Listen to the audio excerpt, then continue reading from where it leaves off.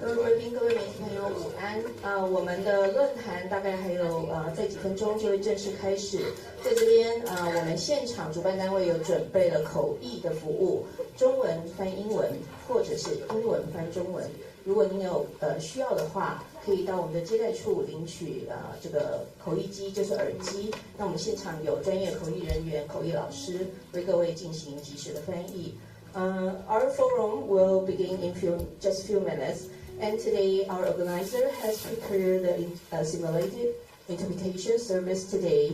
So, should you require the translation service from English to Chinese or from Mandarin to English, please approach our reception desk and ask for the interpretation device, the receiver. Thank you very much. We will see you in a few minutes.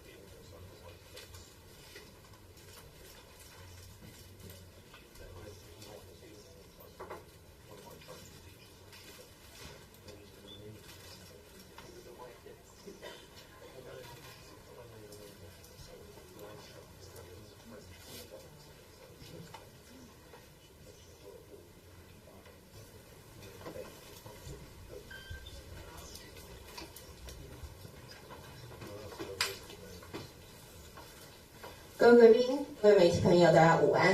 欢迎莅临由台湾人间渔师社文创协会主办的能源独立国家韧性论坛。Ladies and gentlemen, distinguished media guests and friends, good afternoon. Welcome to Is Taiwan Energy organized by the Taiwan Fishes and Poultry Culture Association, TPPSACA. 今天我们在现场邀请到了来自德国与美国的能源跟国防外交专家，共同探讨台湾的能源安全现况还有未来，也希望透过这个论坛来提升台湾社会对这个议题的重视。Today we bring together experts from Germany and the United States in energy, defense, and strategic affairs to discuss Taiwan's current energy challenges and opportunities, and to raise the public awareness of this important issue. 那么在今天论坛的一开始，那请容我先跟各位介绍今天与会的讲者以及贵宾。Allow me to introduce our speakers and guests first at the beginning. First, let's welcome 德国在台协会处长李雅信先生。Let's welcome Mr. Carsten Thies, Director General of German Institute Taipei. Please say hi, greeting to everyone. 以及德国核能科技协会理事长汤姆士·塞波特先生 ，Mr. Thomas Seipold, Chairman of the German Nuclear Technology Association。前雷神公司台湾区总经理、前美国国防部官员胡振东先生 ，Mr. Tony Hu, former General Manager of Western Taiwan and former official of the U.S. Department of Defense。另外我们今天还有一位贵宾，他将以透过预录影片的方式来进行分享。那我也同步介绍他给各位，保卫民主基金会高级研究员蒙哥马利少将 Rear Admiral Mark Montgomery。He's Senior Fellow at the Foundation of Defense of Democracies, and he will be sharing through the recorded video today.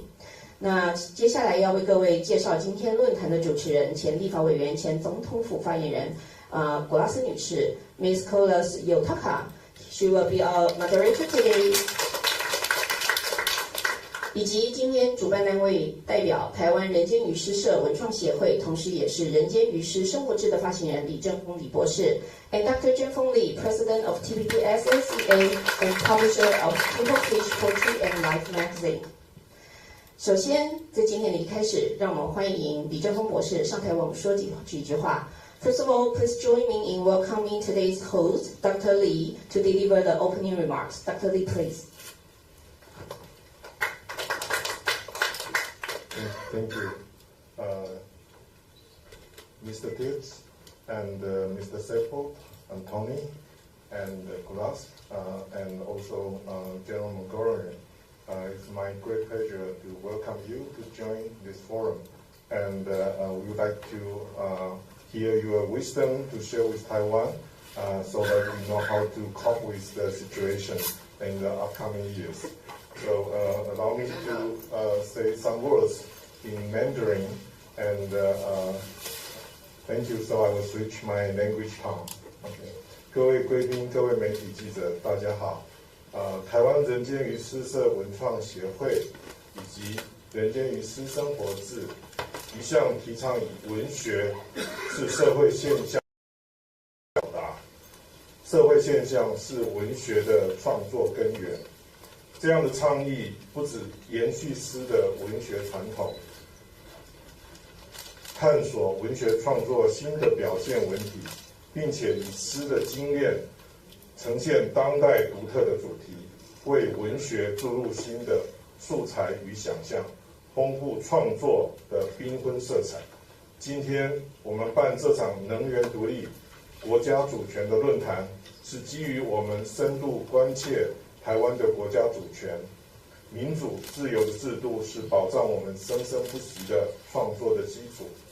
因此，与台湾主权有关的现在和未来的主题，如关税之战、如晶片战争、如乌俄战争、如能源供应，这些都是我们最近几期推出与时事脉动的特别报道。人间与诗生活志借着访问各国的专家来探讨这些重要的议题，希望激发社会的讨论，使这些报道不只在台湾获得社会的注意，也能传扬到世界各地。因此，我们的团队把这些报道都写成中文和英文。我个人从事科技业，充分体会台湾不只有科技力，台湾更有丰富的人情味，我们还有更强的文化力。希望能够引领台湾的价值，让世界看见台湾能源的韧性、电力的稳定和所有人息息相关，是经济发展的原始动力。我们一刻也离不开能源。这是我们今天邀请德国与美国的专家来分享宝贵的经验，希望提供。谢谢大家的莅临，谢谢。非常谢谢李博士的建议，请先回座。那么接下来我们就要进行今天的论坛讨论。We will begin today's panel discussion later on. 其实就刚刚李博士其实也有人提到了，能源不关乎是一个国家的经济发展，也更是试射国家安全跟生存。所以在地缘政治紧张升高的情况之下，其实能源这个主题已经成为我们国家韧性的核心。那么世界各国，不管是德国、美国、法国、南韩或日本，都在重新调整非核跟再生能源。也检讨他们各自的能源结构。那的能源有97%都是仰赖进口。那么在局势充满不确定的当下，怎么样降低能源封锁的风险，提升韧性，是我们必须要正面面对的议题。那么接下来我们要进行今天的论坛讨论。We will now begin today's panel discussion. The discussion will be proceeded in 2 stages. 那论坛会有2个阶段举行，那由我们古拉斯女士来进行主持。首先，让我们邀请主持人古拉斯女士上台。Please welcome our moderator, Ms. Kolas Yutaka, to the stage. And Mr. Carsten Thiers, Director General of German Institute Taipei. 欢迎德国在台协会处长迪亚辛先生，以及德国核能科技协会理事长汤马士·塞伯特先生。And welcome Mr. Thomas Seibert, Chairman of the German Nuclear Technology Association. Please join us to the stage. 以及前雷神公司台湾区总经理、前美国国防部官员胡振东先生。And Mr. Tony Hu, former German General Manager of Raytheon Taiwan. 欢迎各位贵宾，请就座。好，各位朋友，大家好，好久不见。然后我是立法委员，前立法委员古拉斯。那今天这一场可以说是迷你论坛，好，我们邀请到台上的贵宾一起进行今天针对这一场台湾的国家安全的议题，我们的开放式的讨论。非常感谢各位关心这个议题的朋友，还有媒体朋友，你们都来到了现场。那接下来这1个小时的讨论呢，我们就会聚焦在台湾会不会、有没有可能被中共能源封锁，以及在欧洲的经验来看，俄乌战争对德国的能源政策带来什么样的影响？我相信在今天的这个讨论之后，与会的来宾以及所有关心这个议题的朋友将会有不同的见解。那首先我要再次的再介绍一下今天的来宾，要告诉大家为什么我们要邀请他们。首先就是我所尊敬的德国驻台代表 Mr. Dieser。因为 Dieser 他是资深专业的外交官，其实他在今年的夏天呢才到台湾来就职。那他曾经派驻香港，曾经派驻过旧金山，那他曾经是德国汉堡帮议会的议员，他自己曾经是议员，是一个民意代表。对于印太地区的地缘政治以及一个国家之内的国内的政治是非常熟稔的，这是为什么今天我们邀请到迪泽先生来到现场的原因。那其次要介绍的就是德国核能科技协会的理事长 Mr. Seibert。那他是东德人，在以前叫东德。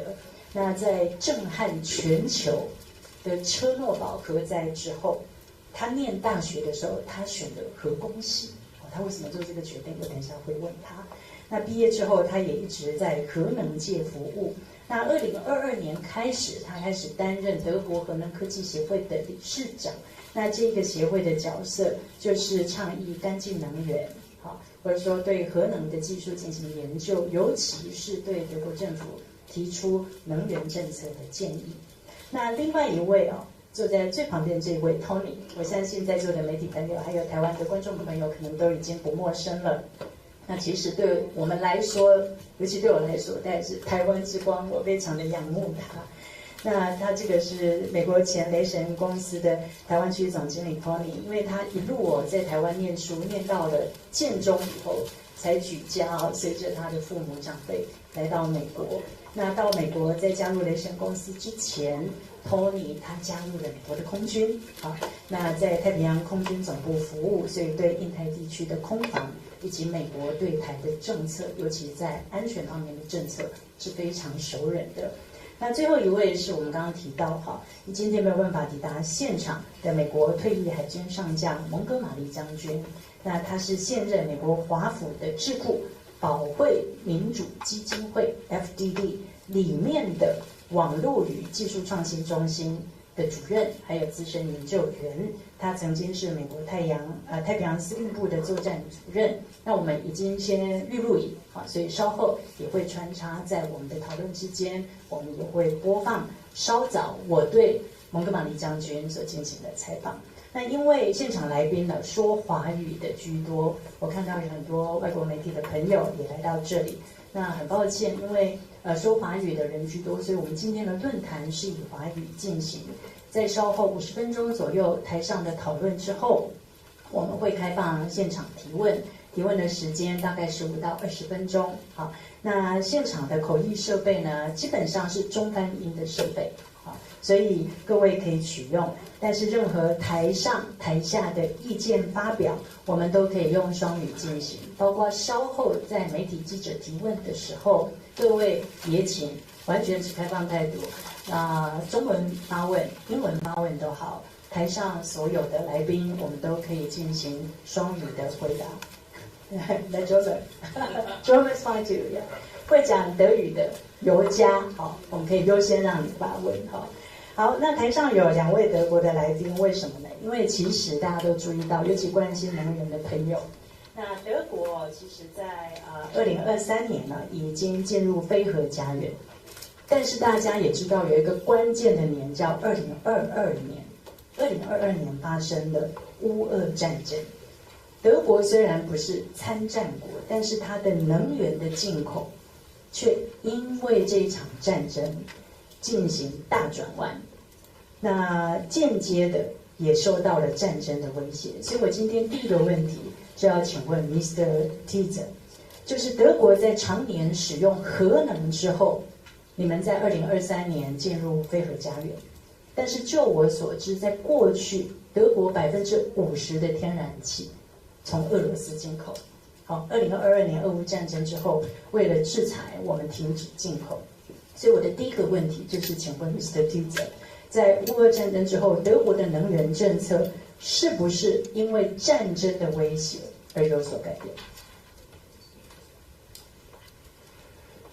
？Yeah, thank you, and thank you for having me.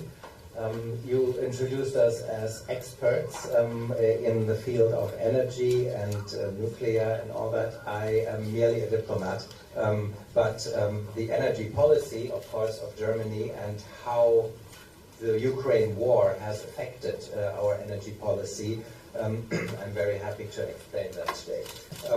Our main focus with our energy policy is that Germany wants to be carbon neutral in 2045. We are going through an energy transition where we slowly try to build a capacity for renewable energies to supply the energy needs of the country.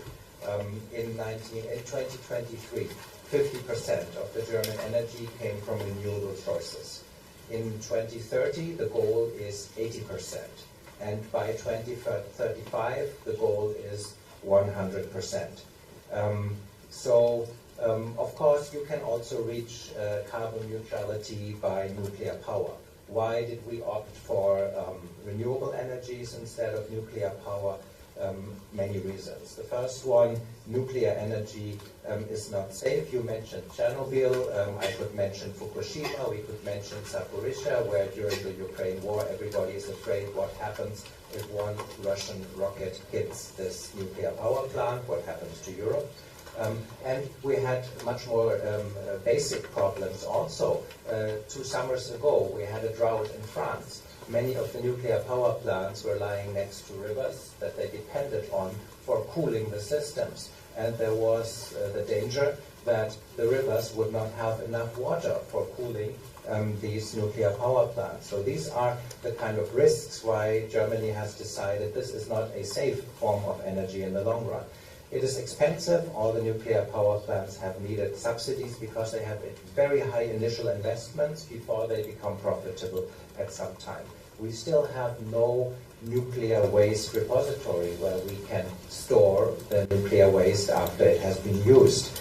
It's an ongoing discussion, and you can see bitter fighting between the states in Germany. Yes, we need it, but not here in our state, somewhere else, and hopefully somewhere far away from us. Also, building new nuclear power plants is rather slow. It's a lengthy process. It will not help with our energy goals by 2035. If we decided now to build new nuclear energy plants, they would probably not be operating by 2035, and this is when we want to have reached carbon neutrality already. And the most important reason is it diverts funds away from renewable energies. The money you spend for building up your energy supply, you can either spend them on renewables or you can spend them on nuclear or on fossil, whatever. But we have come to realize, especially during the Ukraine war, that renewable energy, where we do not depend on any supplier that can blackmail us. This is what in Germany is called freedom energy, because we are not dependent on anybody else. So this is the energy policy that was conceived and implemented in Germany before the Ukraine war started. And then the Ukraine war happened. And all of a sudden, energy did not only become a question of climate and energy security, but a question of national security. Germany was heavily dependent, as you mentioned, on Russian gas and oil. In 2022, Russia started its war of aggression against Ukraine, and Russia used this German dependency on Russian fossil fuels as a weapon against us. Germany strongly supported Ukraine. This day, Germany is the biggest supporter of Ukraine. We have just inherited this role from the US very recently. But this is something that, of course, is something Russia don't like, and why the dependency on Russia was a weapon against us. So we had to quickly find alternative sources to supply the fossil fuel needs that we still have. And we had to pay tremendously high prices for short-term substitutions from other countries of these energies. That's why our energy prices skyrocketed right after the start of the Ukraine war. And then came 2023. That was the year, 10 years back, we decided we would decommission the last 3 nuclear power plants running in Germany. Now, this all of a sudden was a year after the Russian war against Ukraine started. And we had a debate. Should we still do this? Should we go ahead as planned, or should we rethink this?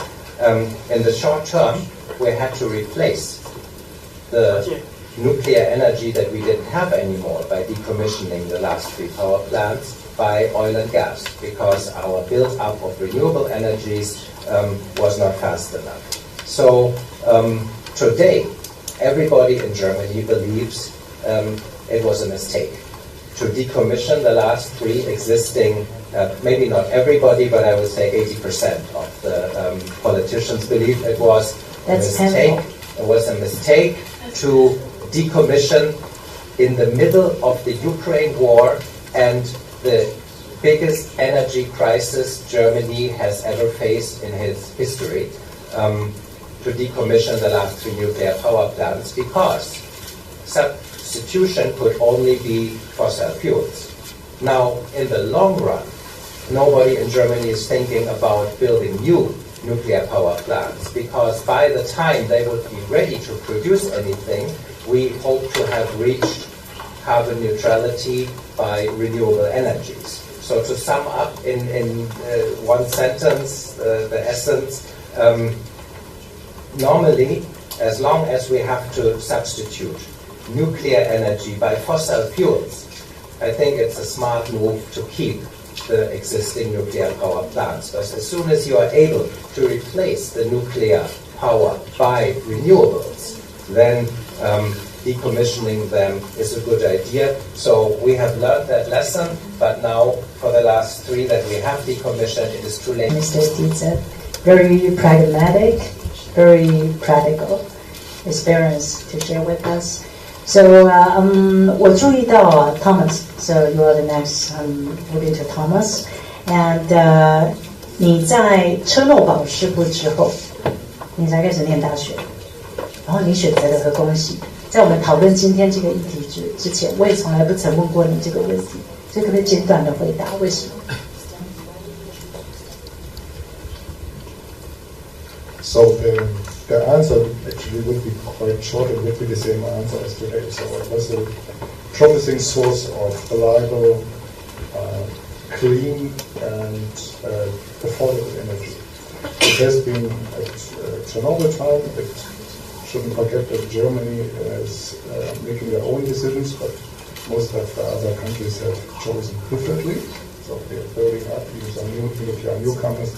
Poland, for instance, in Europe, so many countries considering to step into nuclear for reasons which I understand as a nuclear engineer. So the answer why I stepped in at that time is the same as today. It's a fascinating technology and some promise for a huge amount of clean energy to the countries who have chosen to step into it. Okay. 我们知道啊，刚才有提到，在俄乌战争之前，环保一直是一个，包括在台湾也是一个非常重要的议题。我们知道德国的绿党其实非常的强大，坚持反核，而且绿党的政治人物已经进入内阁。那反核者那个反核最大的原因，其实就是因为认为核能不安全，核能会伤害人类的健康。会危害社会的发展，那它也是有部分的这个台湾的人民恐惧核能的原因。在乌克兰战争的前后，你观察德国不用核能以后，那替代的方案到目前为止运作的如何？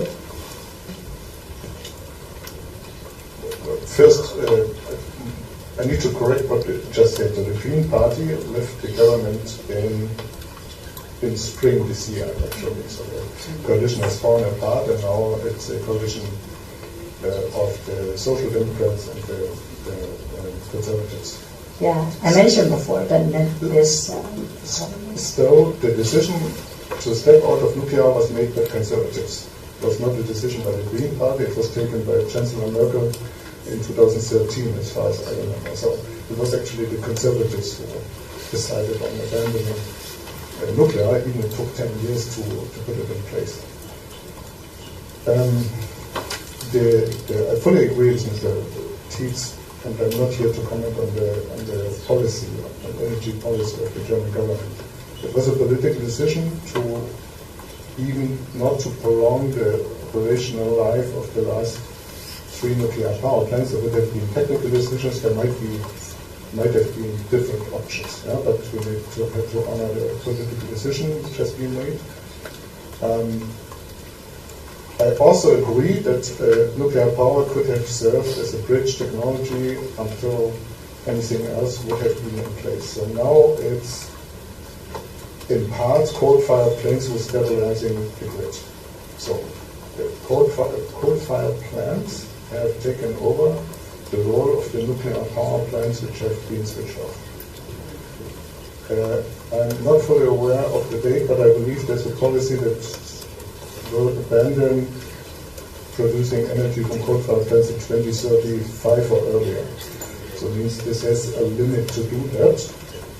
And this was necessary due to the fact that renewables do not serve 24/7 for obvious reasons. So it needs some resources or available sources for energy which are not dependent on solar and wind. So this has been the major shift in the policy. So away from gas, or to replace the Russian gas by other sources, but also to invest in the renewables massively. But it takes some time, and we should not forget it's not only about the sources, but the grid needs to be rebuilt, because this is some kind of a different way to serve the country by energy. So the grid is actually the ones who takes most of the resources. It has to be rebuilt, and it may take another 10 years or so. Thank you, Thomas. 其实台湾的情况有一点不同，就是如果台湾被中共经济封锁，我移到这个议题，好，我们其实跟德国有一点不同，是我们没有办法透过陆路去采购能源，这是我们跟德国很大的不同。那台湾到底有没有被立即封锁的危险呢？今天我们有一个在线上加入的来宾，就是我特别请教的这个问题，我向蒙哥马利将军请教这个问题，所以我们现在来播放稍早我们进行的一段录影。Would you like to say hi to everyone? Yeah. Well, thank you. Yeah, hi, I'm retired Admiral Mark Montgomery. I'm here in Washington, D.C. at the Foundation for Defense of Democracies, and I'm glad to be with you today. Thank you, Mark. So my question for you is, you have been to Taiwan many times, and you must have noticed that the CCP has been sending fighter jets and warships around Taiwan every day. So my first question for you is Taiwan facing an immediate threat right now at this moment? So I think that's a very interesting question. I would break down into two parts. One, there's the most dangerous scenario. That's the cross-strait invasion people worry about, amphibious ships and helicopters, or maybe a significant blockade that stops everything. I think both of those are some way off because of investments the United States and Taiwan have made over the last few years. Likely. But there is a most likely scenario. That's a cyber-enabled economic warfare campaign where China uses diplomatic, economic, and administrative or lawfare techniques amplified by cyber activity and influence operations to try to pressure the Taiwan public and break societal resilience. That most likely campaign is going on right now, and the question is, will the Chinese Communist Party increase the intensity of that campaign in the near future? And unfortunately, I think that's likely. Talking about the most vulnerable point, my personal point of view is energy. And I know you mentioned the energy resilience a couple times. So China recently, in your point of view, is an energy blockade more concerning than actual military strike or bombing campaign? Oh, exactly. The most likely scenario is that cyber-enabled economic warfare, and there's three sectors they could target: finance, communications, energy. They'll probably go after all of them, but the one they'll concentrate on is energy. Because Taiwan's vulnerable here. Taiwan, about 95% of their energy is imported. It's 50% LNG, some coal, a little bit of oil, and then there's some renewables on the island. But the reality is 50% is LNG. The LNG comes from just a handful of countries: Qatar, Australia, the United States. It needs to come through very tricky navigation choke points, and much of it has to come along. It's delivered on the west coast of Taiwan in the Taiwan Straits, effectively.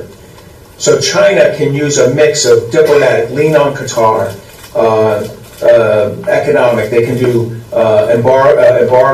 embargoes or quarantines to block some LNG ships. And the way the shipping works is, I think Taiwan gets about 350 a year, so about one ship a day. It's not exactly one ship a day, but about one ship a day.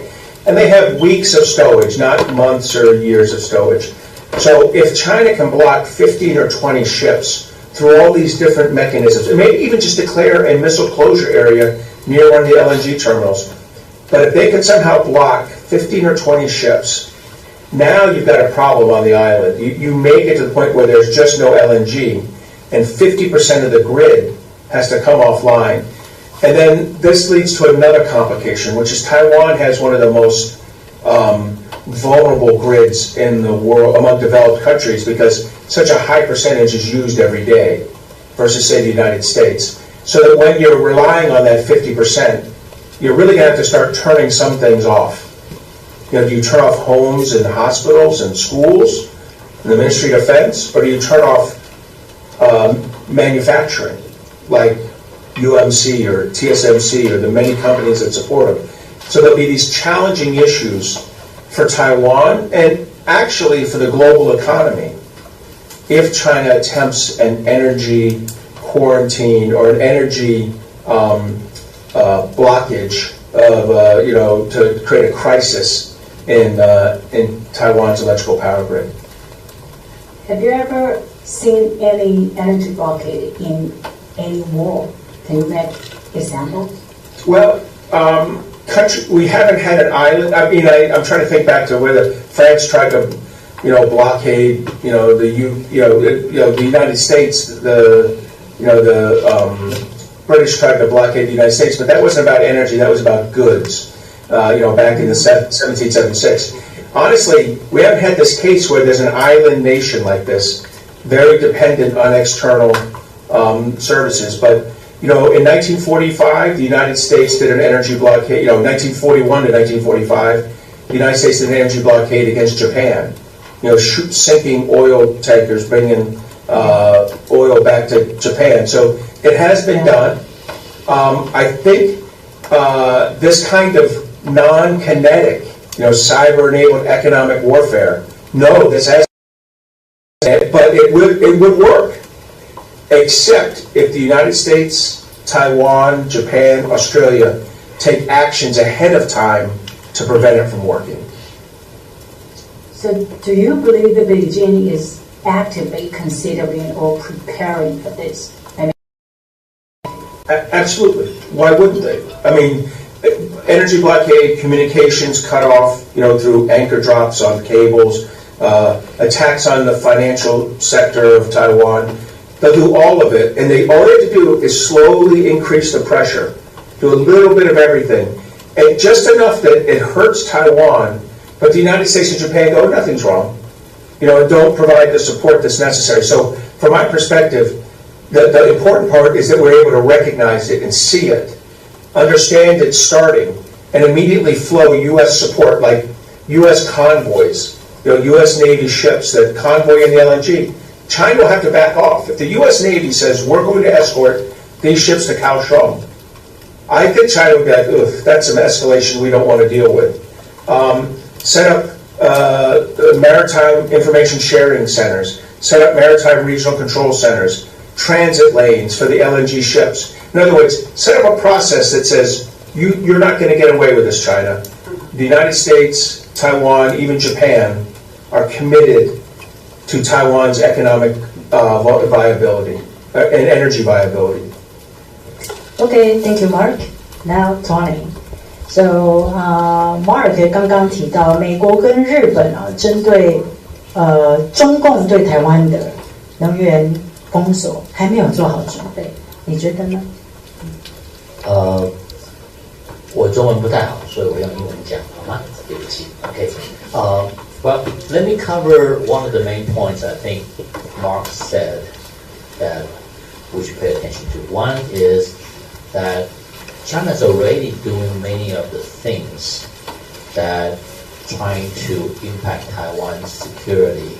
If you look at the Chinese writing on unrestricted warfare, this is actually a term, an act that they teach in their colleges, military schools, unrestricted warfare.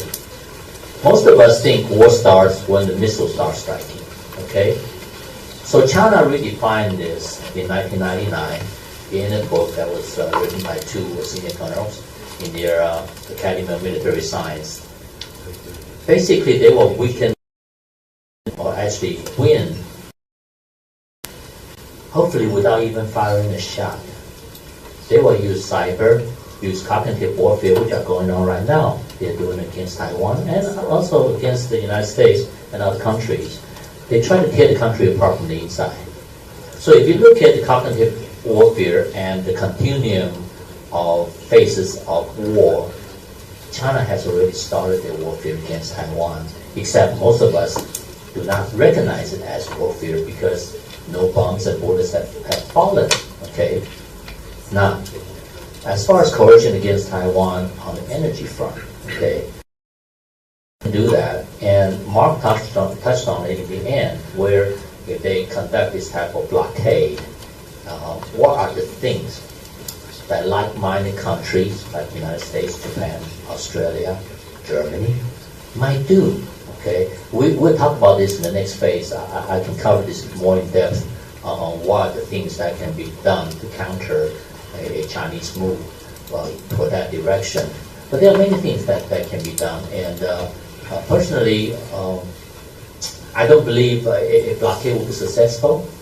They might try it. Hopefully, China think more about it, because a blockade, even though You see a lot of Taiwan media say, "Oh, we can survive 2-3 weeks," but during those 2-3 weeks, is Taiwan just sitting there absorbing this damage, or the rest of the world just waiting, just watching? No. Something's going to happen. International community is going to do something, and I will cover more later on in the second session. Thank you, Tony. 那我们接下来呢，就要讨论这个能源的韧性、电网的韧性。好，我这第二阶段，我首先要请问 Mr. Teaser， 德国的政治跟社会的氛围，现在到底对于核能的接受度，整体来说，我刚刚记得您有提到，大概的比例，但是我特别想请问这个问题的原因，是因为在台湾支持核能跟反对核能是一个高度政治的、经济的，甚至道德上的争论，所以我们很好奇，作为台湾人，在德国是不是也有一样的辩论呢？ Yes, thank you. The debate is exactly the same, or it was exactly the same, but I think now pretty much the decision has fallen. It was mentioned before, what does Taiwan do when no fossil fuels come in? No matter if it's because of a Chinese blockade or, as in Germany's case, because Russia, where we got more than 50% of our supplies from, just switched off the pipes. If fossil fuels don't come in for whatever reason, economies depending on those fossil fuels for their energy production have a real problem. And the only solution is get away from fossil fuels. No matter if the answer is nuclear or if the answer is renewables, but go to what we in Germany started to call freedom energy, an energy source, and for us this is renewables, but can be something else, but an energy source where you do not depend on the mercy of a possibly aggressive neighbor who can stop your energy supplies, and where you become energy independent. And this is why it is not only a climate issue. You mentioned the Green Party, who was in government before and who pushed the agenda of getting out of nuclear energy, but they also pushed the agenda of we need to be energy independent. We don't want to be blackmailed by countries like Russia. We don't want to be afraid to support Ukraine for fear what could Russia do to our energy supplies. So energy that makes you independent is what I think you should have, and any country should have. We are not living in this ideal world anymore where everybody is friends. This is what we believed for the last 25 years, from the fall of the Berlin Wall until maybe 10 years ago. But these times are over. If we had a world of free trade and friendship among all, would be no risk. We have to face the reality, and I think people in Germany have come to realize there's a bit of a debate whether we should abandon nuclear energy altogether. But since this step has been taken, the discussion now whether to restart it, whether the first plant could be in operation in 10 plus years from now, is sort of futile, and this discussion really, I don't notice a lot of it, but building on renewable energies is the way we chose. Nuclear energy is by far better than any fossil fuels because it also gives you that kind of independence, and every country has to work out what is best for them. 所以你相信能源安全是国家安全很重要的一部分吗？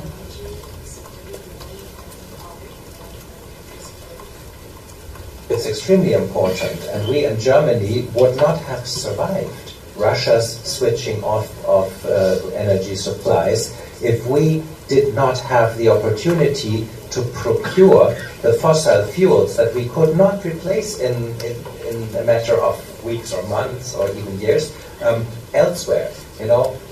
From Qatar, from the US, from Norway, from Great Britain, any country that produced fossil fuels, gas and oil.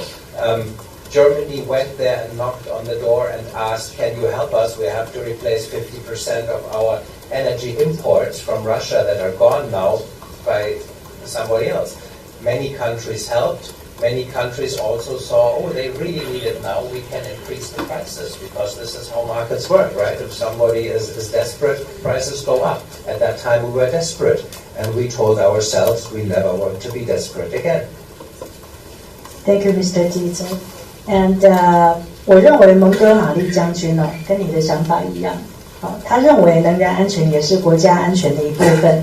接下来呢，我就要询问蒙哥马利将军他对台湾的能源韧性的观察。我们听听看他怎么观察。So you must have similar experiences in the U.S. too. Many people have concerns about nuclear energy. The most common argument against it is the fear that the nuclear power plants could be targets during wartime and leading to tragedy. So in your point of view, would a nuclear facility be likely targets in conflict? So I have a special knowledge here. I ran nuclear power plants on U.S. Navy ships. So I was a reactor officer of the USS. I remember you were the nuclear engineer. Right? Yeah. So I have a very good understanding of this. I'm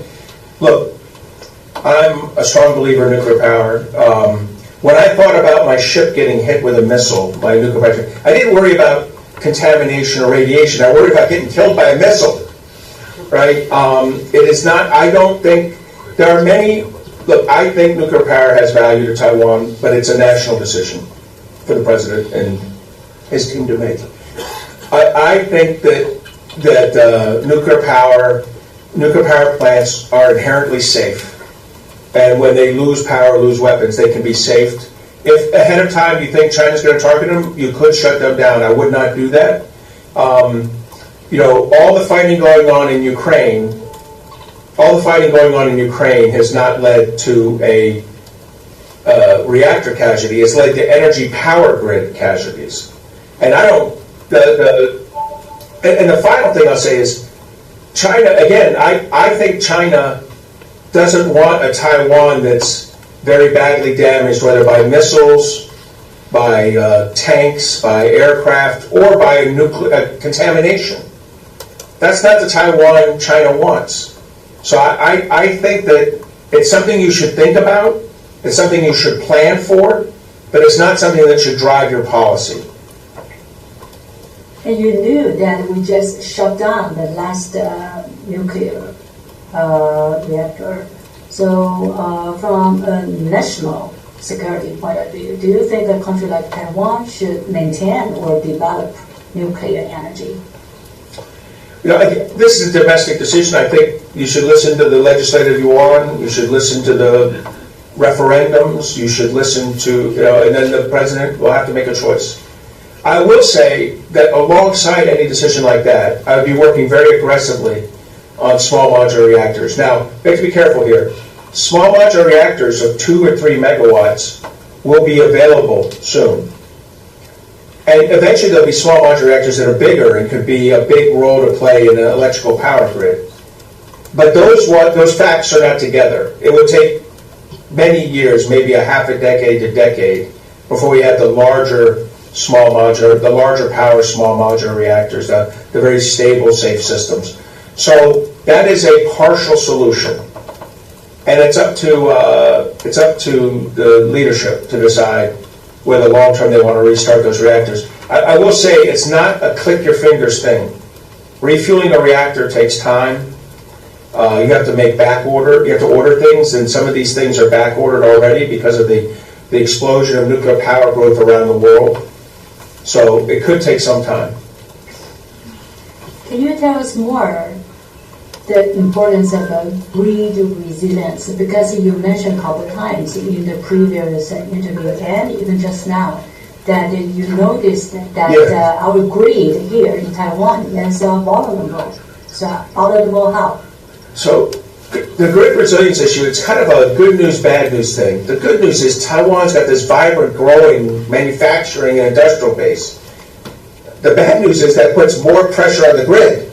right? So the growth of Taiwan, what's made it a special country in Asia and in the world for the last 30 years, also introduces some vulnerability. I mean, if I could go back 30 years ago, I would talk to the leadership of the country and say, you better plan, you got some great ideas here, let's plan for a bigger grid. But what's happened is the amount of power that the grid normally operates at is much closer to 100% in Taiwan, it's I think in the high, mid-70s, than say it is in the United States where it's in the low 60s.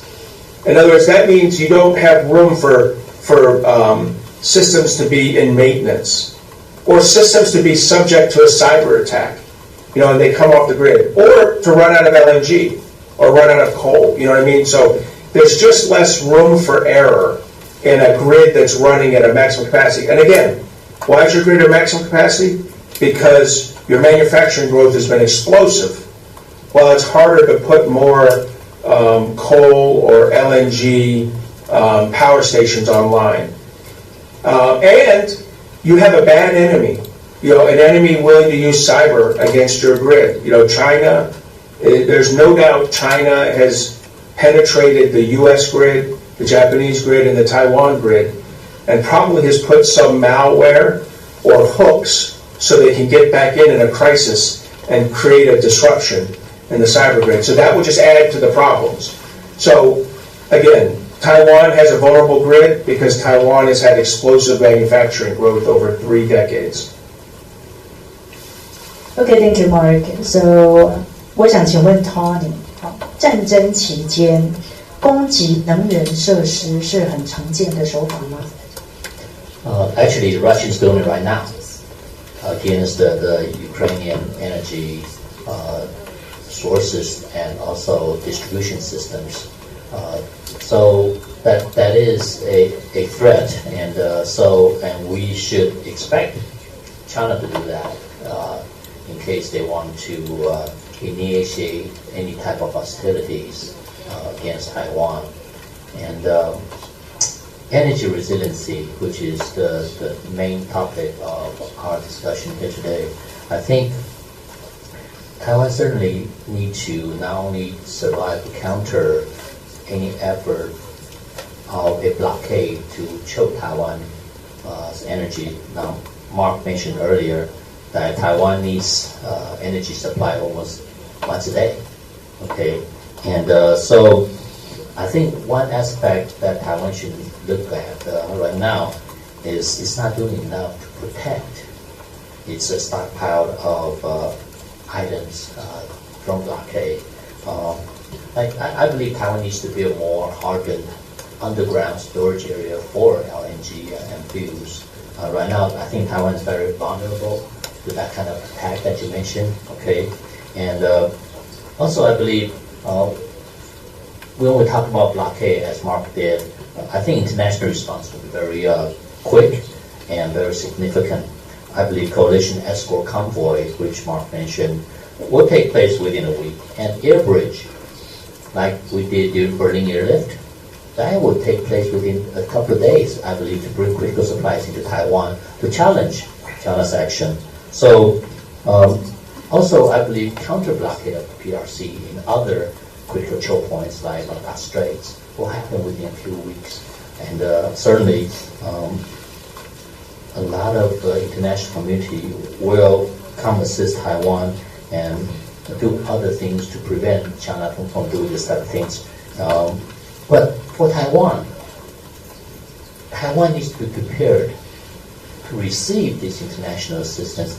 If escorted convoy comes, if air bridge gets established, okay, Taiwan should have a plan right now to be able to receive, stage, onward movement, and integration of this stuff into the society.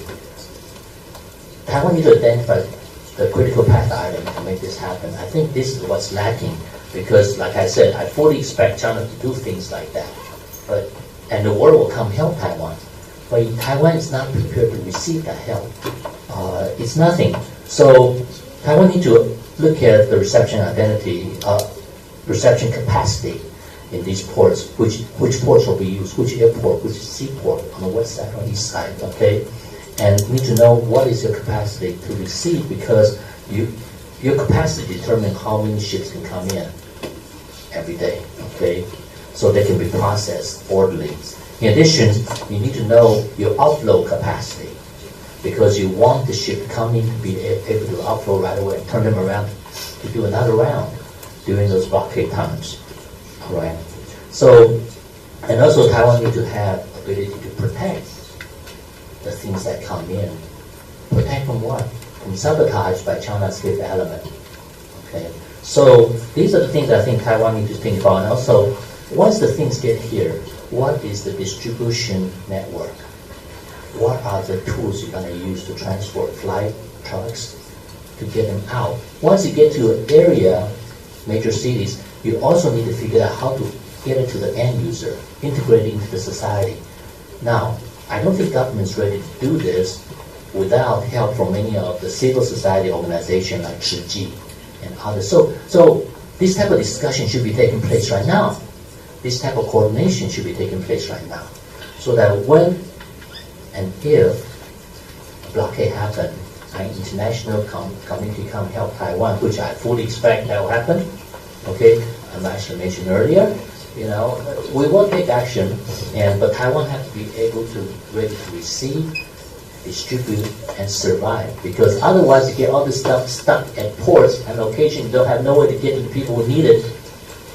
It's the same as blockade working, right? So you want to make sure it's not working. Okay, so these are the things I think Taiwan should think about right now. Another aspect I think Taiwan can survive if China institute a blockade to block Taiwan from receiving other things is the non-military aspect. Okay, non-economic sanction. Okay, when Russia attacked Ukraine, the world stopped processing SWIFT codes of Russian banks, took them away from international finance community. So stuff like that, I think we fully expect that to happen if China does something bad. And also, a lot of countries might stop processing Chinese ships at their ports. You know, you come to Seattle, you're from China, you wait outside. Rotterdam, you wait outside. China is an export-oriented economy. This was to have significant impact on China. Okay, so another thing is, if China do a blockade, it's going to take a long time for it to take effect. In the meantime, what do you think the United States and Taiwan's partners will do? We will be moving forces forward in order to deter China from moving toward a military option. Okay? Once those forces get forward presence and get around Taiwan, in the Philippines, in the Senkaku Island, Ishikawa, in Japan, then China's military option is out. There's no way they can win if the United States deploy a joint task force with coalition forces from Australia, the United Kingdom, certainly Japan, okay, and maybe even Germany. Okay, so I think these are the things that we can think about, and also I hear people question the U.S. commitment to Taiwan in the case of a blockade.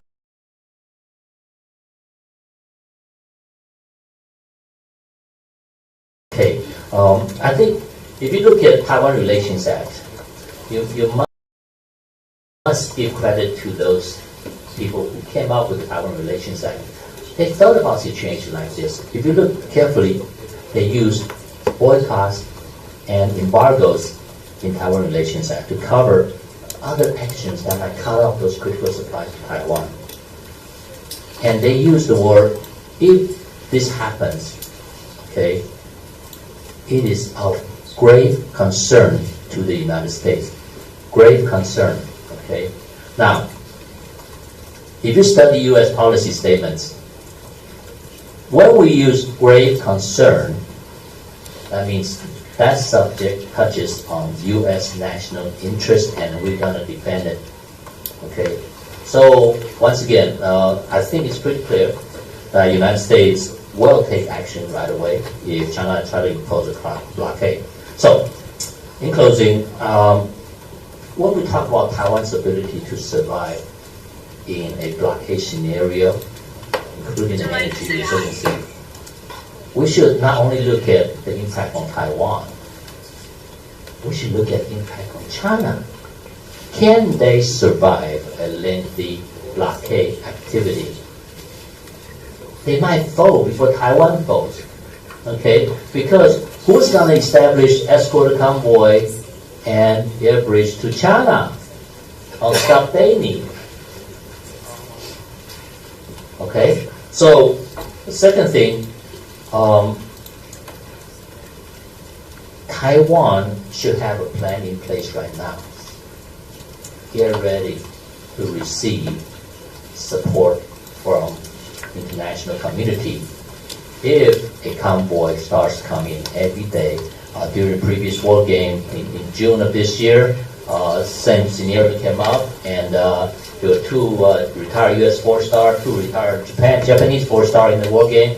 You know, when this scenario came up, the first thing we did was we started a convoy, and we asked coalition partners would they participate. They all did. Every one of them did. Okay, and at that time we determined 5 ships a day. But we did not talk about can Taiwan absorb 5 ships. Okay, so that plan, the reception plan, okay, the staging plan, the onward movement and integration RSONI plan should be developed. Taiwan needs to look at that. Otherwise, it's a moot point. The stuff gets piled up at the ports, at the airports. It doesn't get to the people who needs it. Okay, so that's the two things. So when we look at blockade, let's look at not only the impact on Taiwan, but impact on China.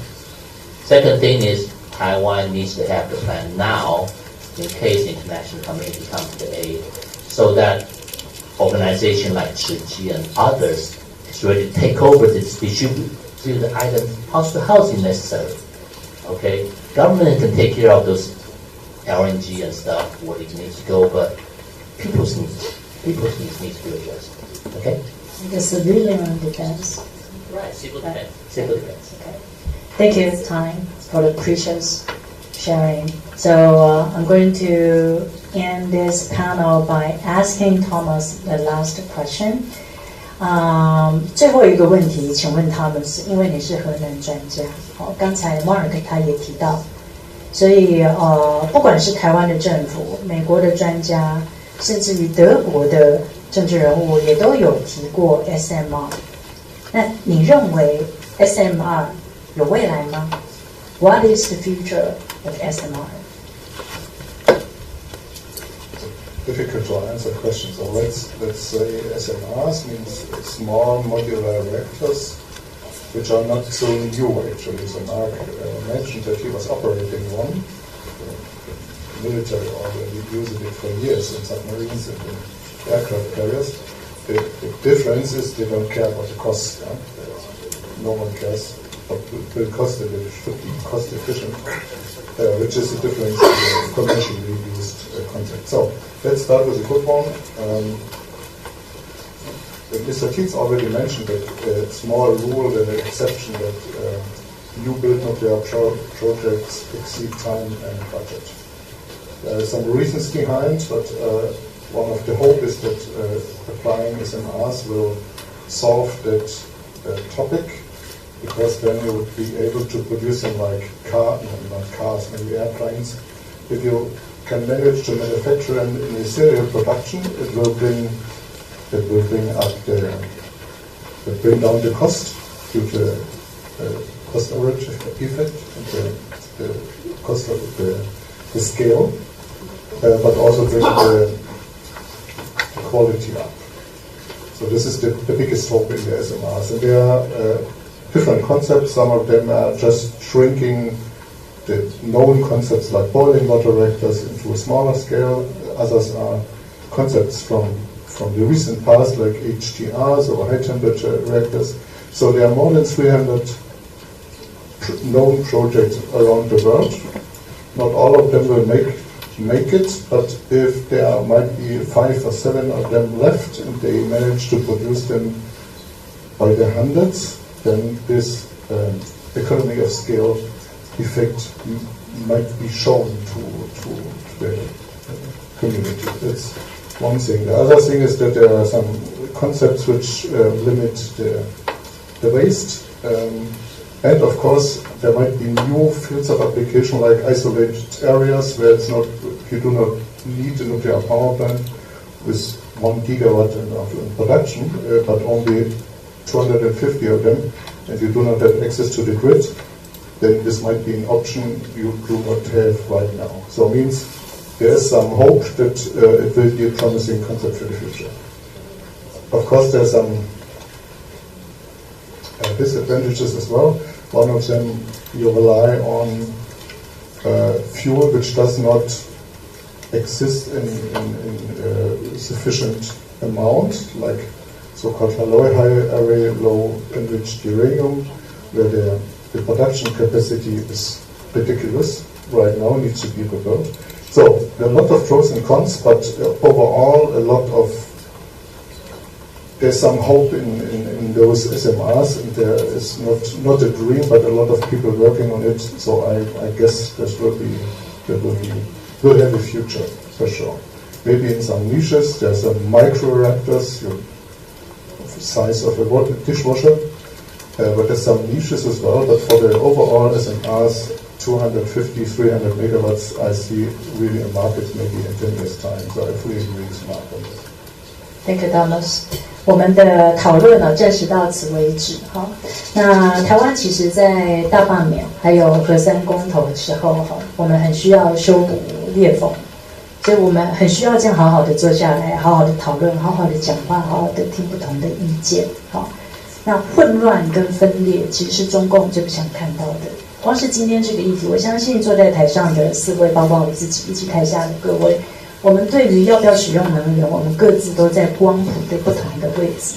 可是我们需要这样好好的机会，我们希望引进理性的、和平的讨论来看待台湾的国家安全问题，而能源的韧性是第一题。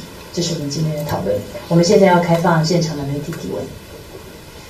好，接下来进入媒体提问时间。请大家举手发问。我点到您的时候，请您先介绍您的媒体单位跟姓名，然后提出您的问题。We now open the floor for questions.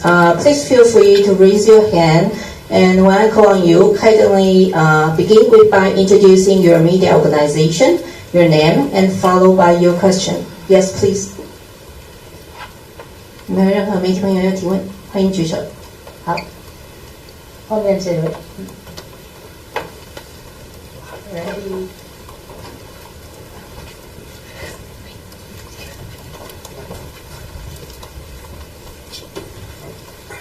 Hello, I'm Vincent from Now News. I'm going to address the elephant in the room.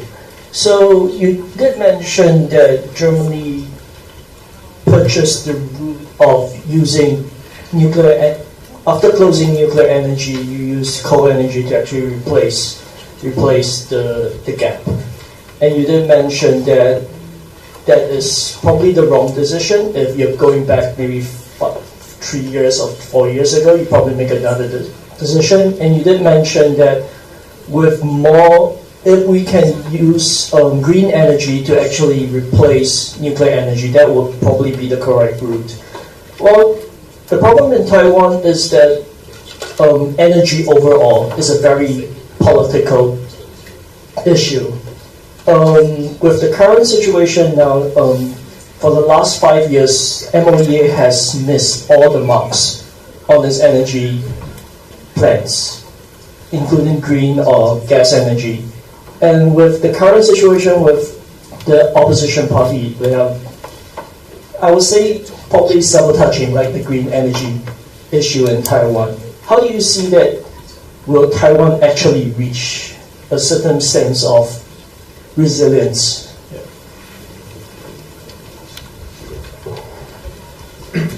Yeah, it's hard for me to say if Taiwan reaches a consensus across party lines, but what I can strongly suggest from our German example is that even if you are in favor of renewable energies and think nuclear is the biggest danger imaginable, or even if you believe climate change is a hoax and we should forget about all the green energy and bet on nuclear, there is still common ground. The common ground is that the worst alternative is dependency on fossil fuels, where you need a ship per day to satisfy your energy needs. So I would suggest that even in the politically very divisive climate in Taiwan concerning energy, look at that common ground. Look at the common ground that nobody wants to stick with oil and gas and coal for the reasons that all my colleagues here cited, and then reach a consensus that at least you want to phase out everything that makes you vulnerable to blockades and dependent on daily shipments of fossil fuels. And then there can be a mix of renewables and nuclear power, but the worst thing is the division and the inaction following from that division, that you are neither forcefully building up renewable energies nor maintaining nuclear, but as a fallback option keep relying on fossil fuels. So I believe try to explore that common ground to at least achieve this goal, phase out fossil fuels. 好，还有哪一位媒体朋友要提问 ？Is there any media friends? Oh, yes, please. Hi, I'm Paddy Stevens. I'm a freelance journalist from the UK. So you've talked a lot about the energy source, so that's nuclear energy, renewables, that kind of thing. I'd like to ask about the actual grid system and the vulnerabilities in that. My understanding is that Taiwan's grid system is very centralized, that there's a small number of nodes which makes it very vulnerable to things like typhoons, but also to cyber attacks. I wondered if you could talk about the key vulnerabilities in the system and what an attack on the grid system would actually look like. Question to Tony. Tony. Tony. Oh. This is bad. Yeah. Okay. I don't know enough about the Taiwan's grid systems. I'm sorry. I don't know enough about Taiwan's grid system to really comment. I mean, through different war games, I've seen pictures of it, and I've seen the structure of it, but I'm not knowledgeable enough to say this is vulnerable and that type of thing. So I apologize. I couldn't give you a logical answer. I'm not going to fake it. Thank you, Tony. Okay. 好，请稍等。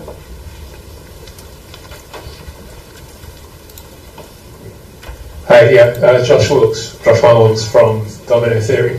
If I may, I'll just put two questions because we have sort of divided panel. So for our German friends, can you briefly exchange within Freedom Energy, where is the sort of resilience against a drop in? Is it only reliable? Is it only renewables, or do you also have some component which isn't reliant on things that can change, such as solar and wind? And then for Tony, can you talk a little bit about during the previous set of Chinese drills, we saw a simulated attack on Kaohsiung's liquid natural gas plant, and we saw propaganda that showed China launching missile strikes on all of Taiwan's energy facilities. So can we talk a little bit about what would happen if that happened? Okay, so Mr. Dietz first. Thank you for the question. The resilience part, first of all, is that we do not have to import sun and wind, and nobody can block this from reaching us. Of course, you are right. We need some backup for days where there's no sun and there's no wind. This backup can either be, at the moment we have a reserve of gas power plants that can be quickly switched on and off depending on the needs. In the long term, the idea is also to develop storage capacity. that in times when you have a lot of wind, you produce the energy and store it. This technology is still, working on implementing this together with the new grid that we need. But these are the ideas, and there will never be a 100% renewable option because you always need to have some backup. This backup in the German energy policy at the moment is supposed to be a reserve of gas power plant, natural gas. It could well be nuclear, it could well be the small modular reactors also. I'm not an expert, but there has to be something. But with 80+% of renewable energies in our energy supply, we heavily reduce the dependency and the chances for being blackmailed if somebody can just cut off 10% of your energy supply and not 50 or 60, that is already a big step forward in terms of resilience. Maybe I can add a few sentences. So, you see, the mistake, there is no such thing like a German supply line. They're part of the European grid where 450 million people are living in. So it means there's no border between France when it comes to the energy between France and Germany. It's counted, but there is a huge system which actually buffering even the days where we do not have enough sun or wind. So it means part of the resilience is diversification among the European countries. Thank you, Thomas. And Tony. Okay, that was a good question. Okay, Taiwan has identified critical infrastructures they need to protect. So when you see scenarios like that, they talk in vacuum as if Taiwan have no defense capability. But the fact is, Taiwan has a very robust air and missile defense, integrated air and missile defense, which covers all these critical infrastructures. I'm talking about Patriots, TKs, okay, and shorter systems. It's several layers of different systems, okay. So there's a way to protect those. If they're not that vulnerable, in fact, the biggest threat to this facility actually is not external to Taiwan. It's not those fifth elements who go, Taiwan, China's infiltration, these people who are sympathizers or actually work for China. They plant some kind of explosive device. But these locations are all certainly protected locations, guarded locations. So it's not easy, but it's possible. External attack success rate, I think, is lower. I worry about internal attack because if they can attack those actual location where you download and store, they can attack those pipelines. So the whole grid is vulnerable. You can't protect every inch. Okay, it requires, once again, civil defense. Everybody's set of eyes to defend those things. So, to answer your question, missile strikes and stuff, I don't see it. But is it vulnerable? It is. Okay. Any question? Okay, thank you.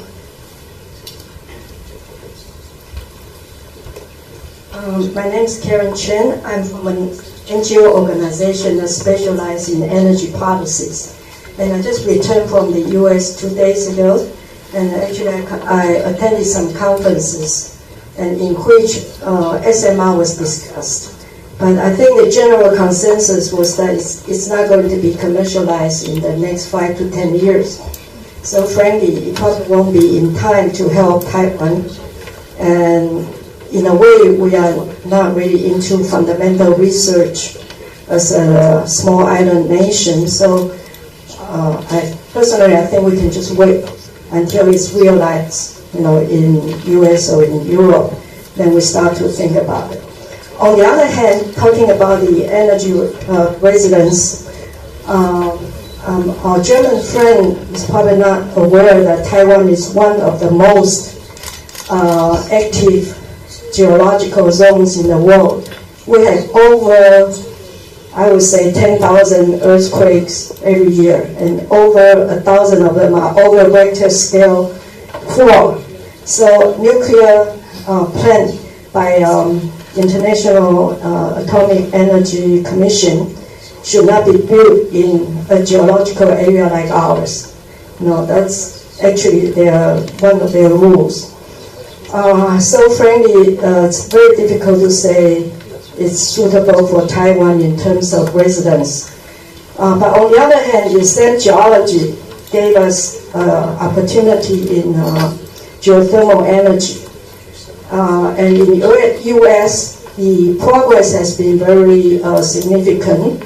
And recently, it takes only 3 to 5 years to build a 500 megawatt geothermal energy if the resource exploration is done. And this is something that Taiwan can do in 1 to 2 years' time to finish its exploration. And then we can start building our geothermal power plants all over the island. In fact, we are sitting on this Pacific Ring of Fire. So, the island is hot underneath. And I think that should be our direction. And I hope you would recognize this fact. Thank you. Thank you for your feedback. Thank you. From the back. Question from the back? From the back. Okay. Oh, sorry, I didn't see it. Sorry. Hi, I'm Stella from Domino Theory. My question, I think, is most appropriate for Tony Hu. I think it's pretty clear Taiwan is not as energy resilient as it could be, and yet major international tech companies, NVIDIA, Google, are expanding their investments in Taiwan. Can you tell us a little bit about what you think this energy risk calculus is for these tech companies? Are they making the ultimate decisions, an optimistic decision about Taiwan's energy future? Good question. I suspect they all have done their research, but Admiral Montgomery mentioned the buffer zone. There's not much buffer zone in energy reserve in Taiwan. And I'm not sure this type of business decision that they make, okay? And certainly the government of Taiwan needs to look at it. And I'm like Admiral Montgomery. I think situation in Taiwan is unique. It's an island, okay? So talking about freedom energy, okay? Until your renewable catches up, I think that was your point, sir. Until your renewable energy catches up, you really should get rid of the other one, And Taiwan, I tend to agree once again with Germany's situation. Taiwan really don't want to get rid of the nuclear energy too early before you can sustain yourself with the freedom energy.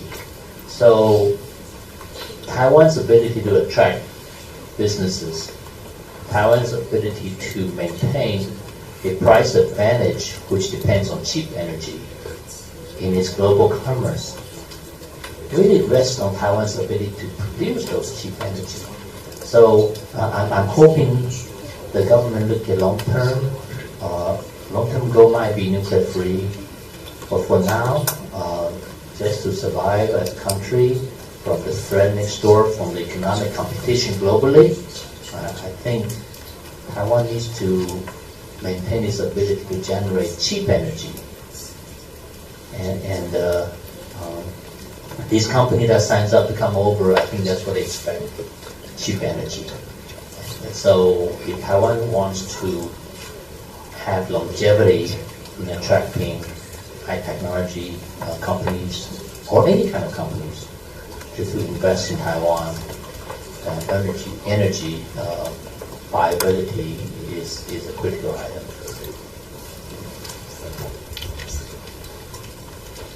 Okay, so question from the back. Hello, Vincent from Now News again. My question is from Thomas. Taiwan closed its last nuclear reactor this May, making it like the zero nuclear policy. we don't have a definite time of how long it actually takes to restart the nuclear reactors or any reactors. Do you have an estimate time that something, how long will it take? And secondly, most of the foreign media actually think that Taiwan and China will actually be at a break point around 2027. So will that actually make it in time for everyone saying that Taiwan should be energy resilient by then? Okay. Well, trying to answer the first part of the question, we did some estimate in Germany what time and what money would it take to bring the last nuclear power plants back to the grid. And at that time, it was for the youngest one, it was a little bit more than a year. So it means we are talking more about months than about years. But it depends on the regulator. There are some technical aspects. If you have taken it off from the grid and well maintained, there is no reason you can't restart it within months. If someone is asking you to bring that back to the latest state of technological development, then you need to do some refurbishment, then it may take longer. But if you really need it and you have it and it's not destroyed and it didn't start the decommissioning, then we're talking about months. That's the first part of the answer, more or less. For the second one, I'm not really an expert to answer that, but I guess you are in a good position to reconsider taking the nuclear power plants you already have back to the grid for some reasons, to have some resilience until you have something else to replace them. When it comes to the supply lines, it might be the only, except of the freedom energy, the only kind of energy where you can store the fuel for the next 10 years if you want to. If you have a couple of years in advance, you can take the fuel and you can store it away, and you are not dependent on having a ship every day to maintain your energy grid.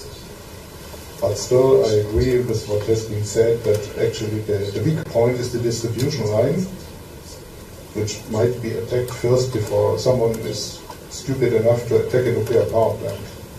Could be considered a war crime and quite close to dropping an atomic bomb, and no one would really consider it who is not out of his mind.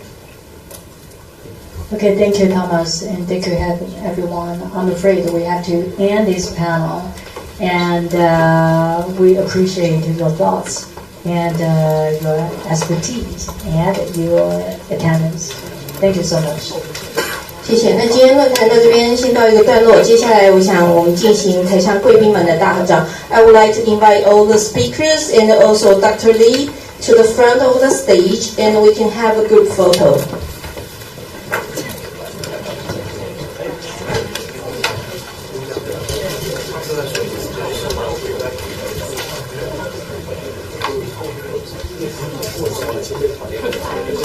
贵宾一边协助我们就位的同时，也跟现场所有媒体说明，今天合照之后，我们会进行媒体的联访，由电子媒体先开始在舞台前联访。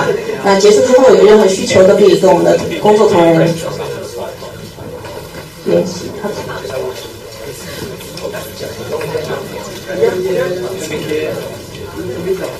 Please look to your front, to the center.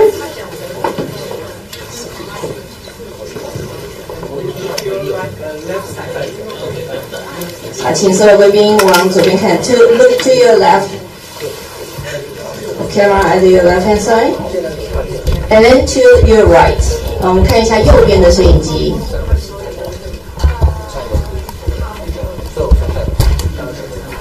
Okay, back to the middle.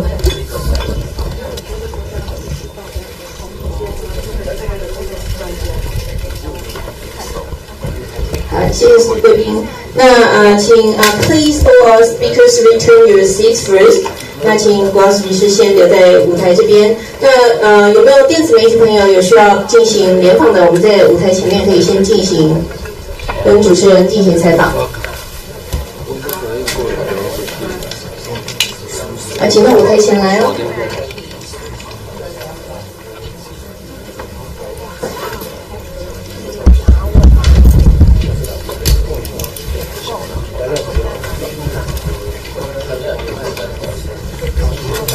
质问哦。那我去吃。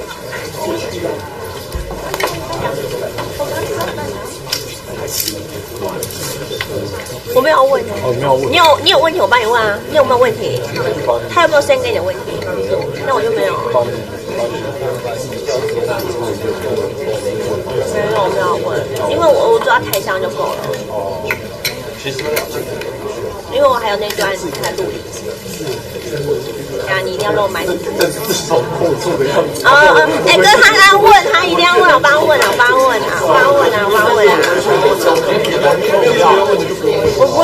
你有问题吗？有联航需求媒体朋友请往前。你们家有要问吗？没有。我家也没有哎。真的。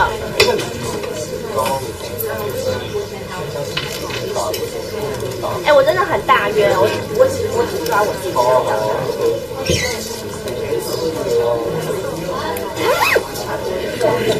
我没有补拉说的听那个耳机翻译的，人家是谁做的？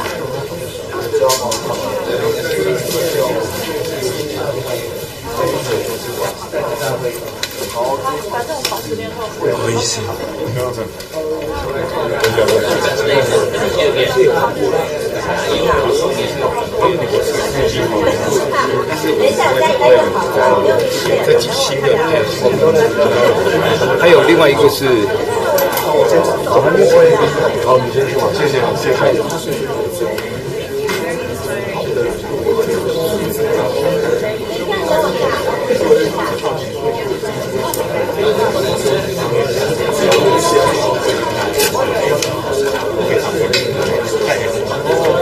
可是你看我们的那些主题啊，就是我们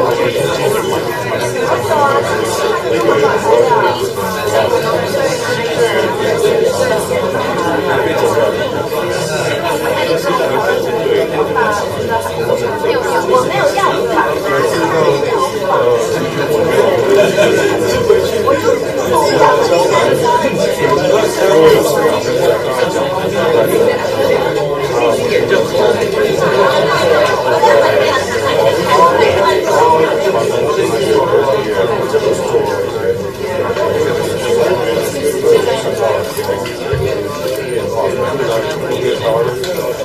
因为科技东西然后是对现代人的这个成就发展而且